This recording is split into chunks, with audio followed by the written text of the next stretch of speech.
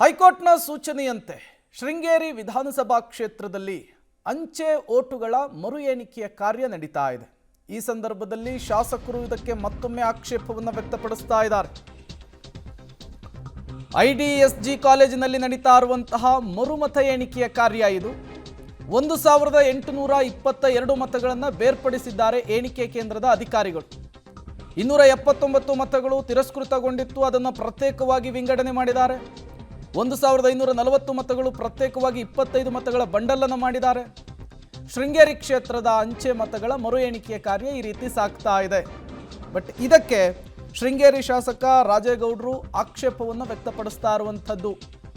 ಸೀಲಿಲ್ಲದ ಬಾಕ್ಸ್ನಲ್ಲಿ ಓಟ್ಗಳಿದ್ದಾವೆ, ಭದ್ರತೆ ಇಲ್ಲಿರಲಿಲ್ಲ, ಈಗ ಇದ್ದಕ್ಕಿದ್ದ ಹಾಗೆ ಮರು ಎಣಿಕೆ ಅಂದರೆ ಹೆಂಗೆ ಅಂಥೇಳಿ ಪ್ರಶ್ನೆ ಮಾಡ್ತಾ ಇದ್ದಾರೆ.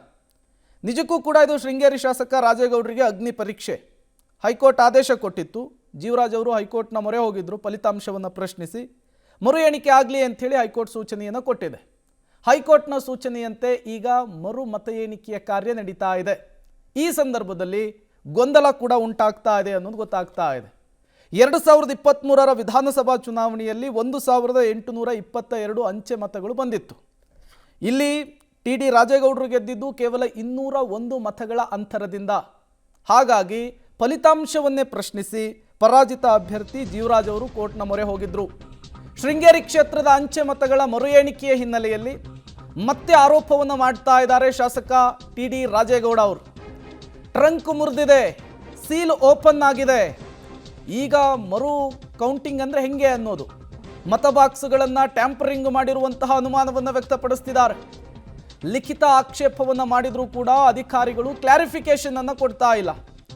ಯಾವ ಕಾರಣಕ್ಕೆ ಓಪನ್ ಆಗಿದೆ ಅನ್ನೋದನ್ನು ಮೊದಲು ಸ್ಪಷ್ಟಪಡಿಸಬೇಕು.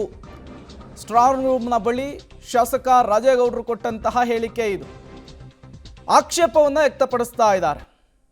ಮತ್ತೆ ಮತ್ತೆ ಆರೋಪವನ್ನು ಇದೇ ವಿಚಾರಕ್ಕೆ ಸಂಬಂಧಪಟ್ಟಂತೆ ಮಾಡ್ತಾ ಇದ್ದಾರೆ.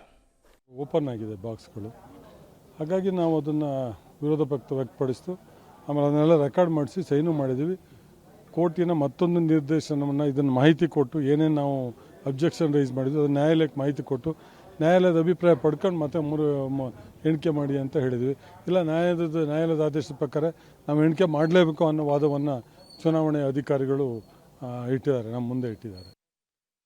ಓಪನ್ ಆಗಿದೆ ಬಾಕ್ಸ್ಗಳು, ಹಾಗಾಗಿ ನಾವು ಅದನ್ನು ವಿರೋಧ ವ್ಯಕ್ತಪಡಿಸ್ತು. ಆಮೇಲೆ ಅದನ್ನೆಲ್ಲ ರೆಕಾರ್ಡ್ ಮಾಡಿಸಿ ಸೈನು ಮಾಡಿದ್ದೀವಿ. ಕೋರ್ಟಿನ ಮತ್ತೊಂದು ಡೀಟೇಲ್ಸನ್ನು ಕೊಡೋದಕ್ಕೆ ನಾರಾಯಣಗೌಡ ನೇರ ಸಂಪರ್ಕದಲ್ಲಿ ಜಾಯಿನ್ ಆಗಿದ್ದಾರೆ. ನಾರಾಯಣಗೌಡ, ನಿಜಕ್ಕೂ ಕೂಡ ಹಾಲಿ ಶಾಸಕರಿಗೆ ಇದು ಅಗ್ನಿ ಪರೀಕ್ಷೆ. ಈಗ ಮರು ಮತ ಎಣಿಕೆಯ ವಿಚಾರ ಯಾವ ರೀತಿ ಸಾಗ್ತಾ ಇದೆ, ಏನೆಲ್ಲ ಬೆಳವಣಿಗೆಗಳು ಸದ್ಯಕ್ಕೆ ಆಗ್ತಾ ಇದೆ ಸ್ಥಳದಲ್ಲಿ ಅಂಥೇಳಿ?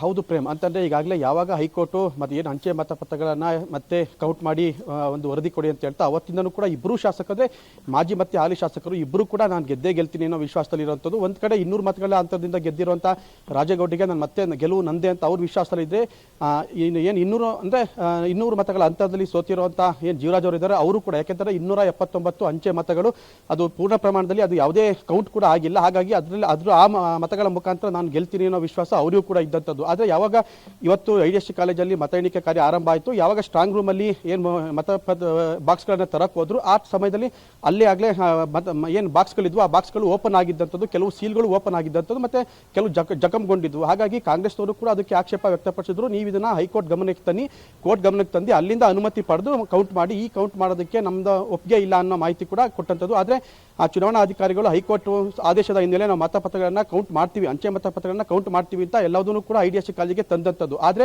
ಈಗ ಅಧಿಕಾರಿಗಳ ಒಂದು ಮಾಹಿತಿ ಏನು ಸ್ಪಷ್ಟಪಡಿಸಿರೋದು ಅಂತಂದರೆ ಯಾವ ಟ್ರಂಕ್ಗಳಲ್ಲಿ ಮಾಹಿತಿ ಅಂದರೆ ಯಾವ ಟ್ರಂಕ್ಗಳು ಓಪನ್ ಆಗಿದ್ವು, ಯಾವ ಟ್ರಂಕ್ಗಳು ಸೀಲ್ ಕೂಡ ಓಪನ್ ಆಗಿತ್ತು ಮತ್ತು ಜಖಂಗೊಂಡಿದ್ವು, ಅದರಲ್ಲಿ ಇದ್ದಂಥ ಏನು ದಾಖಲೆ ಪತ್ರಗಳು ಚುನಾವಣೆಗೆ ಸಂಬಂಧಿಸಿದಂಥ ದಾಖಲೆ ಪತ್ರಗಳೇ ಹೊರತು ಅದರಲ್ಲಿ ಯಾವುದೇ ಅಂಚೆ ಮತಗಳಾಗಲಿ ಅಥವಾ ಮತದಾರರು ಬೂತ್ಗಳಿಗೆ ಬಂದು ವೋಟ್ ಹಾಕ್ತಂಥ ಮತಪತ್ರಗಳು ಇಲ್ಲ ಅನ್ನೋದನ್ನ ಈಗಾಗಲೇ ಅಧಿಕಾರಿಗಳು ಕೂಡ ಸ್ಪಷ್ಟ ಮಾಡಿರುವಂಥದ್ದು. ಜೊತೆಗೆ ಅಭ್ಯರ್ಥಿಗಳ ಮುಂದೆನೇ ಅದನ್ನು ಅಧಿಕಾರಿಗಳು ಸ್ಪಷ್ಟ ಮಾಡಿದ್ದಾರೆ. ಹಾಗಾಗಿ ಮತ್ತೆ ಯಾವುದೇ ರೀತಿಯಾದ ಸಮಸ್ಯೆ ಇಲ್ಲ. ಈಗಾಗಲೇ ಅಂಚೆ ಮತಪತ್ರಗಳ ಎಣಿಕೆ ಕಾರ್ಯ ಆರಂಭ ಆಗಿರುವಂಥದ್ದು. 1822 ಮತಗಳು ಏನಿದೆ ಪ್ರೇಮ್, ಆ ಅಷ್ಟು ಮತಗಳನ್ನು 25 ಬಂಡ್ಲು ಮಾಡ್ಕೊಂಡಿರುವಂಥದ್ದು. ಹಾಗಾಗಿ ಈಗಾಗಲೇ ಯಾವುದೇ ವಿಘ್ನ ಇಲ್ಲದಲ್ಲಿ ಈಗಾಗಲೇ ಅಭ್ಯರ್ಥಿಗಳು ಅದನ್ನು ಒಪ್ಕೊಂಡಿರುವಂಥದ್ದು. ಹಾಗಾಗಿ ಈಗ ಅಧಿಕಾರಿಗಳು ಚುನಾವಣಾ ಏನು ಅಂಚೆ ಮತಪತ್ರಗಳ ಎಣಿಕೆ ಕಾರ್ಯವನ್ನು ಆರಂಭ ಮಾಡಿರುವಂಥದ್ದು.